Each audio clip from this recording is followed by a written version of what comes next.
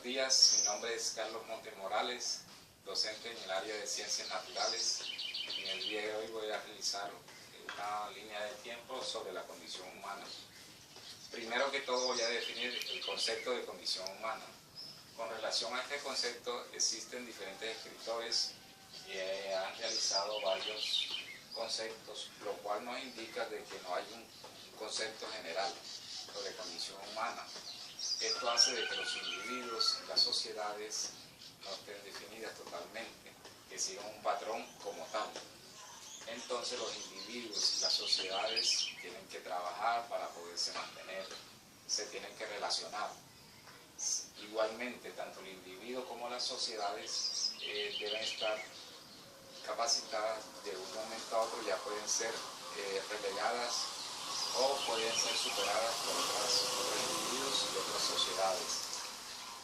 Recordando también que la educación basada en competencias nos dice de que tanto los docentes como los estudiantes deben demostrar, adquirir unos conocimientos básicos, y esos conocimientos básicos los deben aplicar a cualquier problema que se les presente y saber resolver esa situación.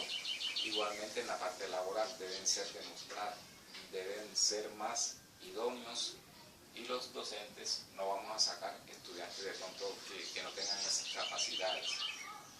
De aquí pasamos a la condición cósmica. La condición cósmica es la formación del universo. Eso hace aproximadamente más o menos unos 15.500 millones de años, cuando se empezó a formar, cuando hubo la formación del universo, donde aparecieron las primeras partículas, debido a la masa y a la energía que se producía en ese entonces, a un orden y desorden que existía, a diferentes choques de energía, lo cual hizo la aparición de las primeras partículas. Estas partículas fueron formando las primeras moléculas, después formaron las macromoléculas. Acá pasamos a la condición física. La condición física hace relación a la aparición de la vida. La vida, recordemos que supuestamente apareció primero en el agua, que en la tierra se desarrolló primeramente. La condición física es también la formación de las primeras células vivientes. Nos hablan de dos tipos de células, las células procariotas y las células eucariotas. Las células procariotas no tienen un núcleo definido y las células eucariotas tienen un núcleo definido. La condición terrestre. La condición terrestre nos habla de que el hombre utilizó la biosfera para desarrollarse, para poder vivir, para hacer las diferentes actividades. Y es aquí en la biosfera donde él, cada día desde su edad primitiva hasta los actuales momentos, es donde realiza todo lo que tiene que ver con sus cosas, con sus condiciones de vida. Cultiva, trabaja, elabora, todo lo hace en esta parte, en la biosfera. Por eso es muy importante esta condición. De aquí pasamos a la humana condición.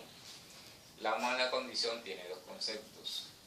Tiene que ver con la evolución del hombre. Supuestamente el hombre apareció, se desarrolló del mono.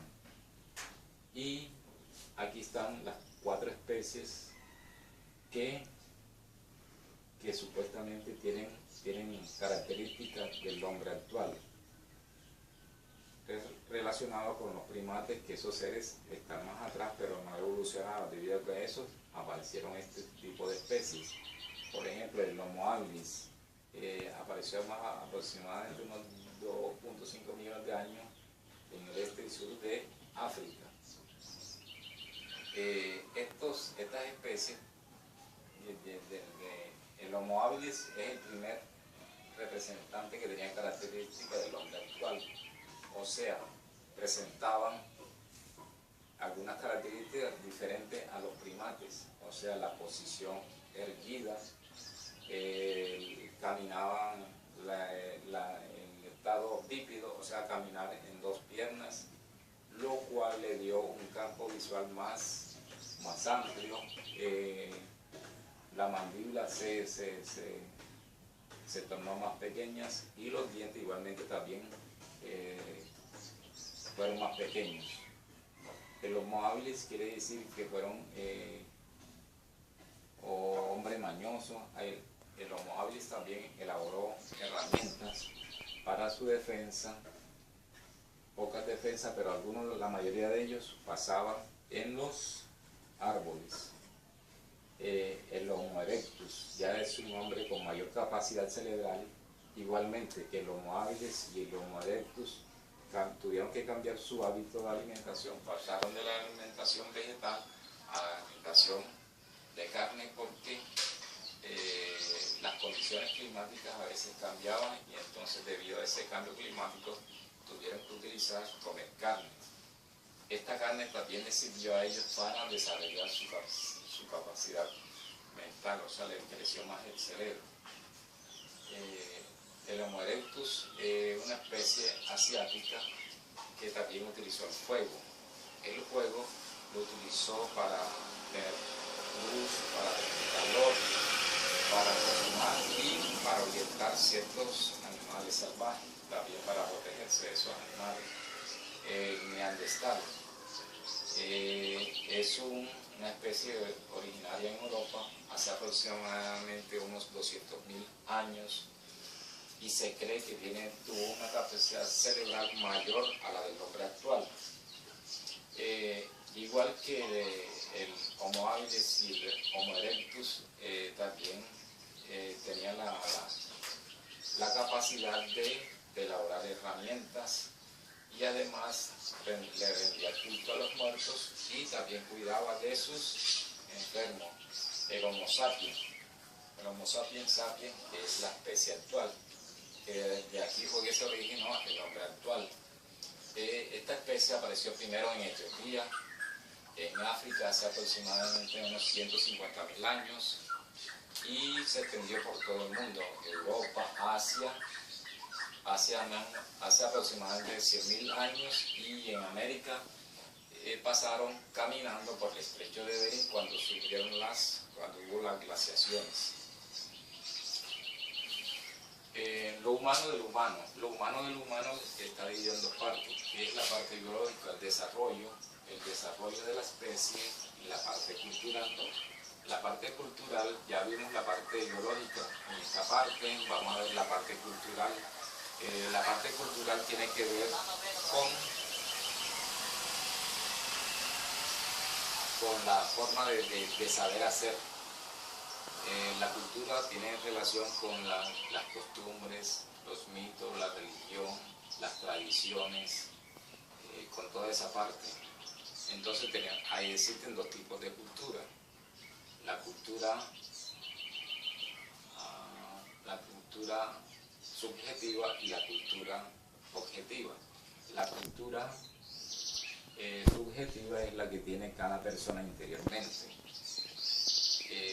Y la cultura objetiva o real es la que está adentro pero se hace ver hacia afuera, la que demostramos nosotros en la manera de comportarnos, de vestirnos, de actuar, de pensar. Y la cultura, a diferencia de la cultura personal nace de cero. ¿Por qué nace de cero? Porque los seres humanos al nacer no son capaces de defenderse por sí mismos, o sea, no se alimentan, no se protegen, no son capaces de pararse, sino que dependen de otras personas con relación a los animales, a algunos animales que son capaces desde que cuando nacen, son capaces de defenderse por sí mismos, de alimentarse y hasta de cualquier cosa. La cultura objetiva no parte de cero, porque ya hay algunos conocimientos básicos que se pueden heredar. Pasamos a esta triada, que es cerebro, mente, cultura. La cultura, para que exista cultura, debe existir la mente. ¿Por qué la mente? Porque la mente depende de dónde, del cerebro, pero la mente es la que piensa, la que analiza, la que hace todo. Entonces, la cultura depende de la mente y la mente depende también del cerebro. Pasamos a otra triada que es razón, afecto, impulso.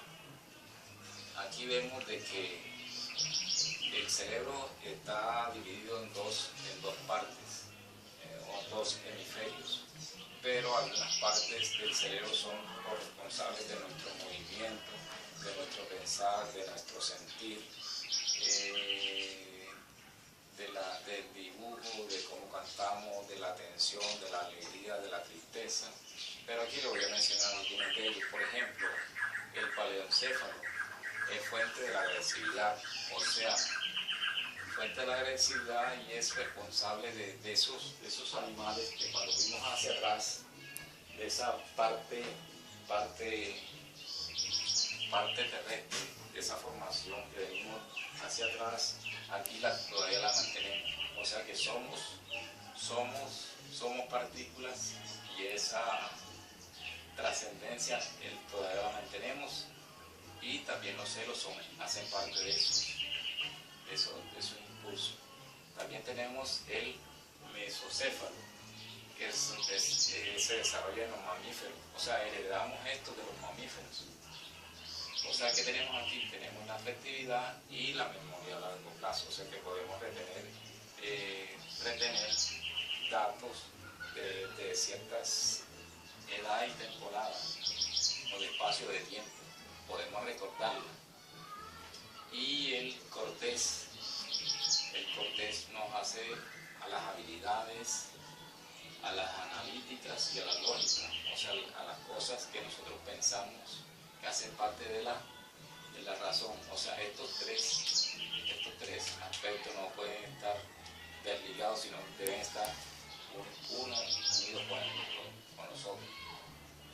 Y pasamos a la última triada, que es individuo, sociedad, especie.